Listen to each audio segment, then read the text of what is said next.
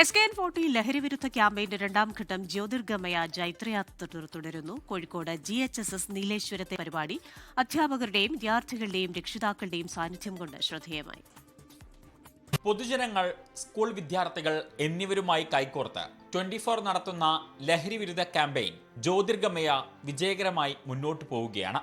വിദ്യാർത്ഥികളെ ലക്ഷ്യമിട്ട് വലവിരിക്കുന്ന ലഹരി മാഫിയയെ സമൂഹത്തിൽ നിന്ന് തുടച്ചു നീക്കാനാണ് വിദ്യാലയങ്ങൾ കേന്ദ്രീകരിച്ച് വിദ്യാർത്ഥികൾക്ക് ബോധവൽക്കരണ ക്ലാസ് നൽകുന്നത്.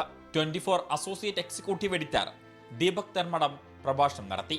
രാജ്യത്തിന് പുറത്തു നിന്നും ലഹരി ഇങ്ങോട്ടേക്ക് കടത്താൻ പറ്റുന്നില്ല. കാരണം അത്രമേൽ സുരക്ഷിതമായി രീതിയിലേക്ക് ഈ സെക്യൂരിറ്റി സംവിധാനം ഇപ്പം രാജ്യത്തിന് പുറത്തു നിന്നും ആൾക്കാർ ഇങ്ങോട്ട് വന്നിട്ട് ടാൻസാനിയയിൽ നിന്നും നൈജീരിയയിൽ നിന്നും ആൾക്കാർ ലഹരിയുടെ നിർമ്മാതാക്കൾ ഇവിടെ വന്നിട്ട് ഇവിടെ കിച്ചൺ സ്റ്റാർട്ട് ചെയ്ത് പ്രവർത്തിക്കുകയാണ്.